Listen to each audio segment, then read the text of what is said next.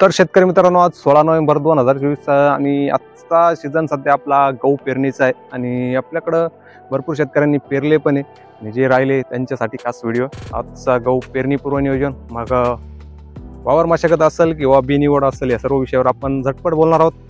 जास्त टाइमपास न करता शॉर्ट. तर आजचा आपला स्पेशल विषय आहे गहू पेरणी व गहू पेरणी पूर्व नियोजन. तर नमस्कार मित्रांनो, मी विक्रम शिंदे तुमचं सर्वांचं आपल्या किंग फार्मर यूट्यूब चॅनलवरती स्वागत करतो आणि आजच्या विषयाला सुरुवात करूया. भरपूर शेतकऱ्यांच्या जमिनी खाली झाल्या, म्हणजे असं तांबाटी प्लॉट असतील, सोयाबीन असेल किंवा दुसरे पिकं जे पावसाळी घेतले होते ते खाली झाल्यानंतर गहू पेरणीसाठी त्यांना जे नियोजन करायचं असतं ते कशा पद्धतीने करू शकतो. कारण भरपूर शेतकरी आपले एक्सपिरियन्स जास्त आहे, त्यांना वर्षानुवर्षे गहू पेरणी करताय, गहू लागवड करताय, तर त्यांना जास्त काही माहितीची गरज नसते. पण तरी आज टेक्नॉलॉजी वाढली, क्लायमेट चेंज झालंय, भरपूर व्हरायटीज नवीन आल्या गव्हाबद्दल बोलतोय आपण. तर एकंदरीत कुठली व्हरायटी जी बेस्ट असेल आणि एव्हरेज उत्पन्न चांगलं देईल, आज आपण या विषयावरती बोलणार आहोत.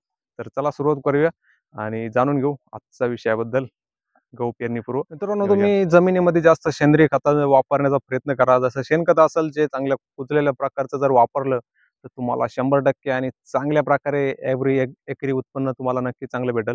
जे आपले रासायनिक खत भरपूर शेतकरी वापरतात, पण इन्स्टंट त्याचा रिझल्ट असतो, जास्त दिवस टिकत नाही ते.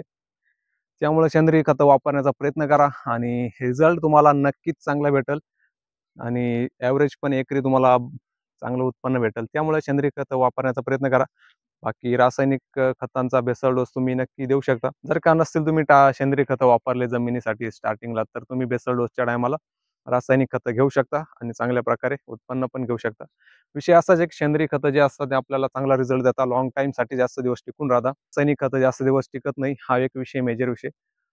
पण जो इन्स्टंट पॉवर भेटतो तो नक्कीच, तोही पण फायद्याचाच असतो आणि जास्त शेतकरी आता इमिजिएट त्यांना रिझल्ट पाहिजे असतो, त्यामुळे रासायनिक खतं जास्त वापरतात. पण तरी आपल्या जमिनींना रासायनिक खतांची गरज नाही मित्रांनो, सेंद्रिय खताची खूप गरज आहे. त्यामुळे तुम्ही सेंद्रिय खतं वापरण्याचा प्रयत्न करा. तर मित्रांनो, गहू पेरणीपूर्व तुम्ही चांगली जमीन निवडा. जशी की हलकी जमीन घेऊ नका, जशी मुरमाटी जमीन घेऊ नका, कारण तिथं चांगलं आपल्याला ॲव्हरेज एकरी उत्पन्न भेटणार नाही.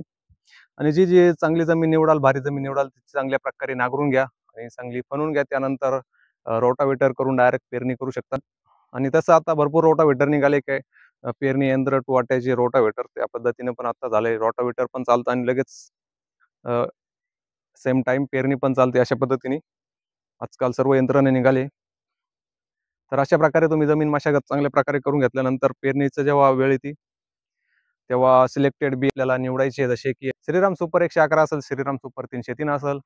त्यानंतर इथे अजित 108 असेल, अजित 102 असेल, ज्या की सध्या ट्रेंडिंग चालू आहे. हरियाणा, पंजाब, यूपी, बिहार जशा या राज्यांमध्ये मोठ्या प्रमाणावर पेरणी केली जाते या गव्हाच्या बियाची.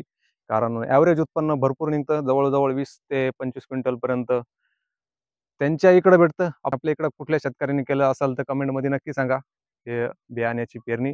तर आपण सिलेक्ट करायला काही हरकत नाही आहे.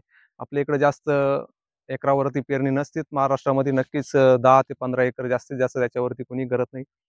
तरी हे बियाणं पेरायला काही हरकत नाही, कारण कारण ॲव्हरेज उत्पन्न चांगलं भेटते आणि खाण्यासाठी पण रुचकर आहे, असं भरपूर आपले जे भरपूर तज्ञांचं मत आहे.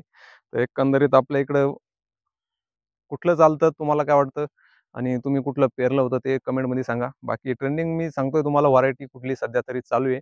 बाकी आपल्या इकडं चालतंय जय 72 आहे, लोकवन आहे, तपोवन आहे, त्र्यंबक आहे आणि भरपूर शेतकरी घरचं पण बियाणं पेरतात. तर अशा पद्धतीने घरचं बियाणं पेरून मित्रांनो चांगलं ॲव्हरेज भेटत नाही. फक्त गहू वगैरे दिसतोय चांगला, पण जे एकरी आपल्याला 20 ते 22 क्विंटल पर्यंत ॲव्हरेज पाहिजे ते भेटत नाही. तर ते घेण्यासाठी आपण चांगल्या बियाणाची निवड करतोय. बाकी जी सांगितली तुम्ही तुमच्या हिशोबाने किंवा तज्ञांचं मत घेऊन गहू पेरणी करू शकता आणि तुमचा एक्सपिरियन्स जर नक्कीच चांगला असेल तर तुम्ही त्या हिशोबाने पण बियाणं निवडा. मी जे सांगतोय ते सध्या भरपूर राज्यांमध्ये चालतंय, जसं आता पंजाब, हरियाणा, यूपी, बिहारमध्ये बोललो मी ते. आणि महाराष्ट्रात पण भरपूर शेतकऱ्यांनी पेरले आतापर्यंत आणि रिझल्ट पण त्यांना चांगले आले. असं आपण बियाणं पण निवडू शकता. बियाणं निवडल्यानंतर मित्रांनो भेसळ डोस घ्यायचा आहे. भेसळ डोस मित्रांनो DOP घेऊ शकता तुम्ही, 15-15 घेऊ शकता. असे जे तुमच्या जमिनीला जशी जमीन तुमची असेल त्या हिशोबाने तुम्ही भेसळ डोस घेऊ शकता. कारण भरपूर शेतकऱ्यांचे टोमॅटो प्लॉट होते जे की काढून त्यानंतर आता गहू पेरतील. त्यामुळे जे शेणखत टाकलं होतं टोमॅटो प्लॉटला ते लवकर कुजवत नाही, कंटिन्यू चालूच राहतं ते. तर त्या हिशोबाने तुम्ही भेसळ डोस घेऊ शकता, जमीन हलकी बारी बघून.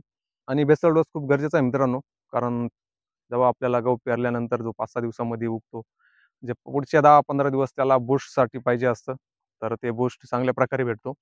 त्यासाठी बेसल डोस घ्यायचा असतो. बाकी भरपूर शेतकरी मित्र आपलं आणि एक विषय राहिला ते की गहू पेरण्यापूर्वी जे आपण बुरशीनाशक वगैरे सोडतो, तर ते भरपूर शेतकरी मी आत्ता पण बघितलंय की एक म्हणजे आत्ता ह्याच प्लॉटमध्ये बघितलंय, जो गहू पेरलाय, त्याचा जो गहू पेरलाय अजय 72 म्हणून व्हरायटी आहे. जे बियासोबत जे पावडर वगैरे दिली होती ती अजिबात सोडली नाही. त्यांनी आहे तशी ॲज इट इज काढून साईडला ठेवली. तर असं करू नका मित्रांनो. ती पावडर दिलेलीच असते त्या कामासाठी बेस. ती बुरशीनाशक आहे आणि ते चोळून टाका, काही विषय होत नाही. तर गहू उगण्यासाठी चांगलंच असतं. अशा प्रकारे तुम्ही गहू बियाणं निवडू शकता, बेसल डोस घेऊ शकता. वावर मशागत पण तुम्ही जमीन मशागत पण तुम्ही अशा प्रकारे करू शकता. एकंदरीत आणि पेरणीचं नियोजन मित्रांनो असं आहे की जवळ-जवळ 15 डिसेंबरपर्यंत तुम्ही शेवट पेरणी करू शकता.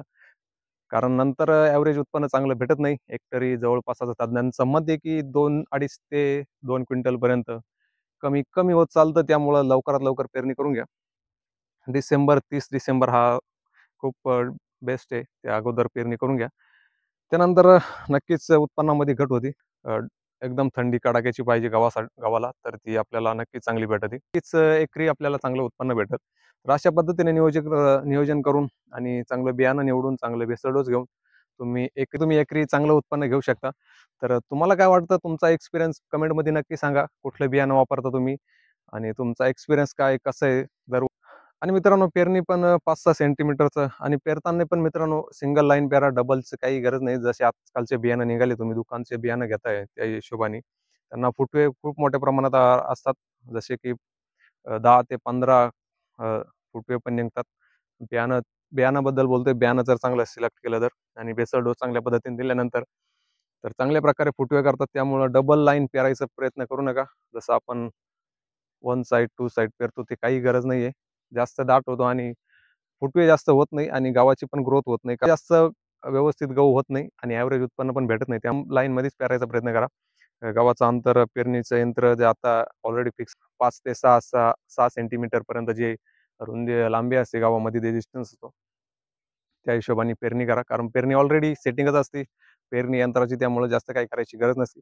अशा हिशोबाने तुम्ही जर पेरणी केली तर नक्कीच तुम्हाला ॲव्हरेज 20 ते 22 क्विंटलपर्यंत तुम्ही उत्पन्न घेऊ शकता.